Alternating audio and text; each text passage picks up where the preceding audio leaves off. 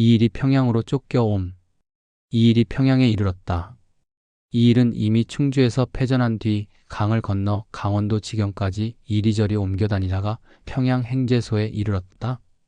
이때 여러 장수들이 서울로부터 남하하여 혹은 도망하고 혹은 축고하여 한 사람도 임금을 호종할 사람이 없었는데 적군이 장차 이를 것이라는 말을 듣고 사람들은 더욱 두려워하였다.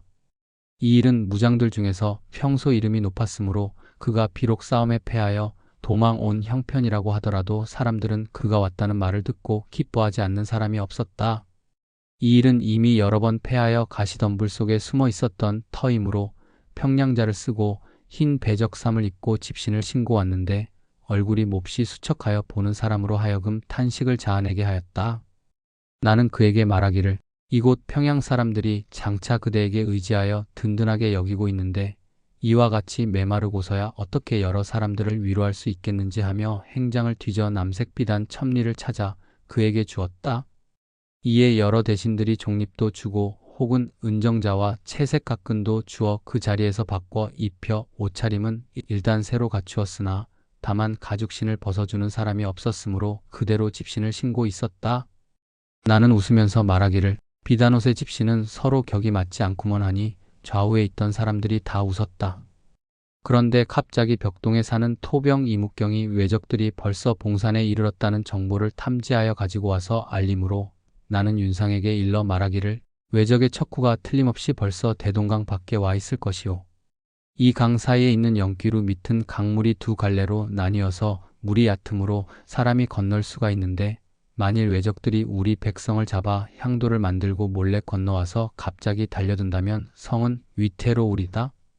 어찌 이 일을 급히 파견하여 가서 얕은 여울목을 거머잡고 뜻밖의 변고를 방비하지 않으리오 하니 윤공도 그렇게 하는 것이 좋겠습니다. 라고 말하므로 곧 이 일을 파견하였다. 이때 이 일이 거느리고 있는 강원도 군사는 겨우 수십 명이었으므로 다른 군사를 더 붙여주게 하였다. 이 일은 함구문에 앉아서 군사를 점거하고 곧 떠나지 않았다.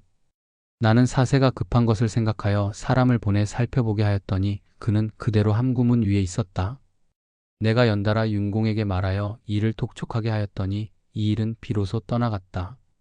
그는 성 밖으로 나가기는 하였으나 길을 가르쳐주는 사람이 없어서 잘목강서 쪽으로 향하였는데 길에서 평양자수 김내윤이 밖으로부터 들어오는 것을 만나서 길을 물어 그로 하여금 앞에서 인도하게 하여 만경대 아래로 달려가니 여기는 성으로부터 떨어지기 겨우 10여 리쯤 되는 곳이었다.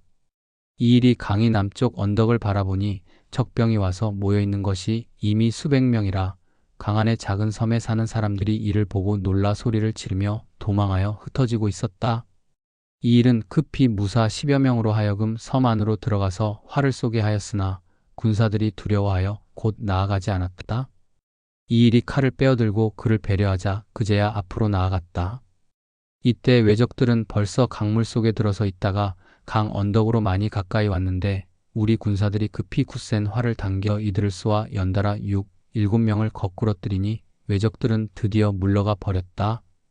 이 일은 그대로 머물러 나루터의 어기를 지켰다. 명나라 사자가 오고 평양성 수비 문제가 논란됨. 요동도사가 진무 임세록으로 하여금 우리나라로 와서 왜적의 정세를 탐지하게 하였다. 임금께서는 명나라 사자를 대동관에서 접견하였다. 나는 5월에 관직을 파면 당하였다가 6월 1일에야 다시 복직되고 이날 바로 당장을 접대하라는 명령을 받았다. 이때 요동에서는 왜적이 우리나라를 침입하였다는 말을 들은 지 얼마 안 되어 또 서울이 함락되고 임금이 서쪽 지방으로 피란하였다고 들리더니 또 왜병이 이미 평양에 이르렀다고 들리므로 몹시 이를 의심하여 왜적의 변고가 비록 급하다 하더라도 이토록 빠를 수는 없을 것이라고 생각하였다. 어떤 사람은 우리나라가 왜적의 앞잡이가 되었다 고도 말하였다. 임세록이 오자 나는 그와 더불어 연광정으로 올라가서 그 형세를 살펴보니 한 왜적이 대동강의 동쪽 숲 사이로부터 잠깐 나타났다가 숨더니 조금 뒤에는 23명의 왜적이 계속 나와서 앉고 혹은 서며 그 태도가 태연하고 한가로워 마치 나그네가 길을 가다가 쉬고 있는 모양과 같았다. 나는 임세록에게 그것을 가리켜 보이면서 말하기를 이는 왜적의 척후입니다 하니 임세록은 기둥에 의지하여 바라보고 이를 믿지 않는 기색을 지으면서 말하기를 외적의 군사라면 왜 저렇게 적겠습니까? 가기에 나는 말하기를 외적은 교묘하고 간사하여 비록 대군이 뒤에 있더라도 먼저 와서 정탐하는 자는 몇 놈에 지나지 않습니다. 만약 그 적은 것을 보고 이를 소홀히 여기다가는 반드시 외적의 꾀에 빠지게 되는 것입니다. 하니 임세록은 그렇겠습니다. 하면서 급히 회답하는 자문을 요구하여 가지고 달려갔다. 조정에서는 좌상 윤두수에게 명령하여 도원수 김명원과 순찰사 이원익 등에게 명하여 평양을 지키게 하였다. 며칠 전에 성안 사람들이 임금께서 평양성을 나와 피란하려 한다는 말을 듣고 저마다 도망하여 흩어져 마을이 거의 비어버리게 되었다. 임금께서는 세자에게 명하여 대동관문으로 나와서 성안의 부로를 모아놓고 평양성을 굳게 지키겠다는 뜻을 타이르게 하였더니 부로들이 앞으로 나와서 말하기를 다만 동궁의 명령만 듣고서는 백성들의 마음이 믿어지지 않을 것이오니 반드시 성상께서 친히 타이르는 말씀을 들어야만 되겠습니다 하였다. 그 다음날 임금께서는 할 수 없이 대동관문으로 나가시어 승지로 하여금 전날 동궁이 말한 것처럼 타이르니 부로들 수십 명은 엎드려 절하고 통곡하면서 명령을 받들고 물러가 드디어 각기 길을 나누어 나가서 늙은이, 어린이와 남자, 여자와 자제들로서 산골짜기에 숨어있던 사람을 찾아 불러내어 성안으로 들어오게 하니 성안에 백성들이 가득 찼다. 그런데 외적이 대동강변에 나타나자 제신 노직 등은 묘사의 위판을 받들고 아울러 궁인을 호위하며 먼저 성을 나왔다. 이에 성안의 아전과 백성들이 난을 일으켜 칼을 빼어들고 그 길을 막고 함부로 쳐서 묘사의 신주를 땅에 떨어뜨리고 따라가던 제신들을 지목하여 크게 꾸짖으며 말하기를 너희들은 평일에 나라의 농만 훔쳐먹다가 이제 와서는 나라 일을 그르치고 백성들을 속임이 이 같으냐 하였다. 나는 연광정으로부터 임금님이 계시는 행궁으로 달려가면서 길 위에 있는 부녀자와 어린이들을 보았는데 그들은 다 성난 얼굴로 머리털을 곤두세워 가지고 서로 함께 소리질러 외치기를 성을 버리고 가시려면 무슨 까닭으로 우리들을 속여서 성 안으로 들어오게 하여 유독 우리들만 적의 손에 넣어 어육을 만들게 하시려는 겁니까 하였다. 국문에 이르니 난민들이 거리를 꽉 막았는데 모두들 팔소매를 걷어 올리고 무기와 몽둥이를 가지고 사람을 만나면 막 치며 시끄럽게 어지럽혔으나 금할 수가 없었다. 여러 제신들도 성문 안에 조당에 있던 사람들도 다 얼굴빛이 하얗게 변하여 뜰 안에 일어서 있었다. 나는 난민들이 국문 안으로 몰려 들어올까 염려하여 국문 밖에 섬돌 위에 나와서 있다가 그 중에 나이 좀 먹고 수염이 많은 사람을 보고 손짓을 하여 그를 부르니 그 사람은 곧 앞으로 나왔는데 그는 곧 그 지방 관리였다. 나는 그를 타일러 말하기를 너희들이 힘을 다하여 성을 지키고 임금께서 성을 나가기를 원하지 않게 하려고 하니 나라를 위하는 충성이 지극하구나. 다만 이 일로 인하여 난을 일으키고 더구나 궁성문까지를 놀라고 요란하게 만들었으니 심히 놀라운 일이다. 또 조정에서 마침 굳게 지킬 것을 개청하여 임금께서 이미 이를 허락하셨는데 너희들이 무슨 일로 이렇게 소란을 떠느냐? 너의 모양을 보니 곧 유식한 사람 같다. 모름지기 이 뜻을 여러 사람들에게 잘 타일러서 물러가도록 만들어라. 그러지 않는다면 너희들은 장차 중한 죄에 빠지게 될 것이니 그때에는 용서하지 않을 것이다 하니 그 사람은 곧 몽둥이를 버리고 손을 모아 빌며 말하기를 소인은 성을 버리려 한다는 말을 듣고 분한 기운을 이기지 못하여 이와 같은 망령된 짓을 하였사온데 지금 그 말씀을 듣자오니 소인은 비록 우매하고 용렬하오나 가슴 속에 맺힌 원한이 시원히 열리나이다 하면서 드디어 그 무리를 지휘하여 가지고 흩어졌다. 이보다 먼저 조정의 신하들이 적병이 곧 가까워 온다는 말을 듣고 모두 나가 피란하기를 청하였는데 양사 사원부 사관원과 홍문관은 날마다 대궐문 앞에 엎드려 힘써 피란하기를 청하고 인성부원군 정철이 더욱 피란하자는 의논을 주장하였다. 나는 말하기를 오늘의 사세는 먼저 서울에 있을 때와는 다른 점이 있습니다. 서울에서는 군대와 백성들이 함께 무너져 버렸으므로 비록 이를 지키려고 해도 지킬 수가 없었습니다. 이 평양성은 앞에는 강물이 가로막혔고 그리고 백성들의 마음이 잠옷 굳건하며 또 중원지방에 가까워 만약 며칠 동안만 굳게 지킨다면 명나라 군사가 반드시 와서 구원할 것이오니 이를 힘입어서 외적을 물리칠 수 있겠사오나 그렇지 못하면 여기로부터 의주에 이르기까지는 다시 의지할 만한 성이 없사오니 그렇게 된다면 형세는 반드시 나라가 망하는 데 이르게 될 것입니다 하였다. 좌상 윤두수도 나의 의견과 같았다. 나는 또 정철에게 대하여 말하기를 평시에 나는 늘 공이 나라를 위하는 일이라면 관계에서 어려운 일이든 쉬운 일이든 회피하지 않는다고 생각하였는데 오늘의 논의가 이와 같은 줄은 헤아리지 못하였습니다 하였다. 윤두수가 문산의 시 내가 칼을 빌어가지고 아첨하는 신하를 베어버린다면 을을프니 인성 정철은 크게 오하여 옷소매를 뿌리치고 일어나 가버렸다. 평양 사람들도 또한 내가 성을 지키자는 의견을 내세웠다는 말을 들었던 까닭으로 이날 내 말을 듣고 잠옷 순종하면서 물러간 것이다.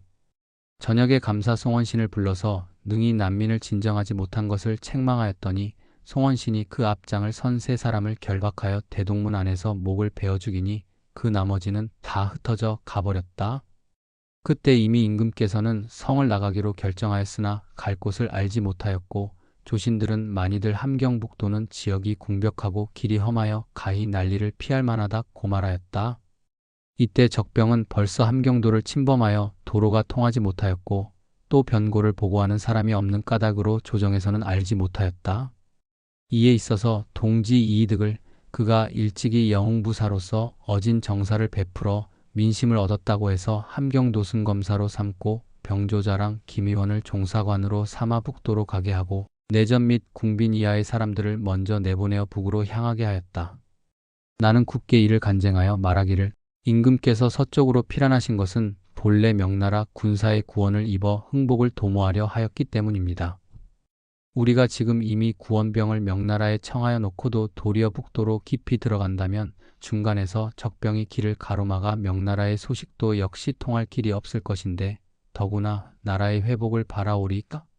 또 왜적들이 여러 도로 흩어져 나갔는데 어찌 북도에는 반드시 적병이 없을 줄 알겠습니까? 만약 그곳으로 들어가셨다가 불행하게도 적병이 뒤따라 이른다면 달리 갈 길도 없고 다만 북쪽 오랑캐로 가는 길밖에 없사오니 어느 곳에 의지하겠습니까? 그 위태롭고 급박함이 역시 심하지 않습니까?